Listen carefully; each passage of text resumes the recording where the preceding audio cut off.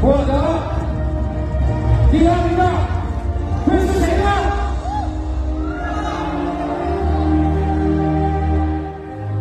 获得第二名的是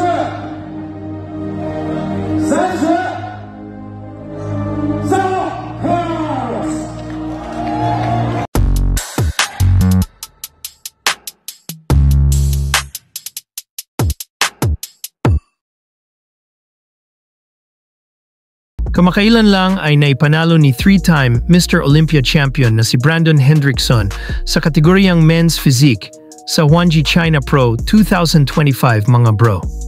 Binanggit din sa ulat na isa siyang dating Olympia champion at pinalakas ng tagumpay na ito ang kanyang posibilidad na muling makipaglaban sa prestihiyosong Olympia show. Pagtibay ng status, muling pinatunayan ni Brandon na kabilang siya sa mga nangungunang men's physique competitors. Ito ay isang momentum. Papalakas nito ang kanyang kumpiyansa at imahe bago lalo na sa mga susunod na paligsahan. Si Brandon Hendrickson ang nanalo at si Carlos Asiedo Ocran ang pumangalawa sa men's physique. Sa scorecard, si Hendrickson ay may total na 3 puntos sa judging at finals na may kaparehong puntos ni Jeremy Buendia nung siya ay nag-champion sa Sasquatch Pro kamakailan lang.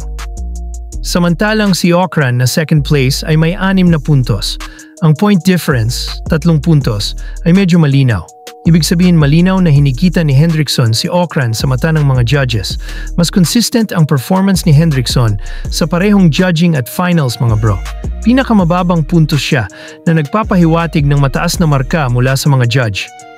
Si Ocran naman ay nakakuha ng second place na may puntos na doble ng Hendrickson sa finals, kung ihahambing ang kanilang totals, 6 versus 3. Mahalagang tandaan na ang men's physique judging ay hindi lang nakabase sa muscle size, kundi sa symmetry, conditioning, presentation, stage presence, at iba pang aesthetic factors.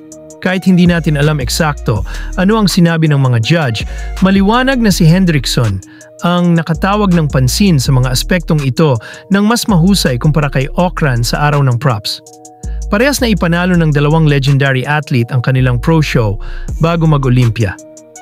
At parehas silang paghahandaan ng matindi para maging champion uli. Kanino kayo papanig mga bro? Kay Jeremy ba na gustong makuha ang ika-5 title o kay Brandon para sa ika-4 na title at mapantayan si Jeremy? Comment down below mga bro ang inyong opinyon. Kung naghahanap ka ng mga latest updates sa mga idolo mong men's physique competitors, nasa tamang channel ka.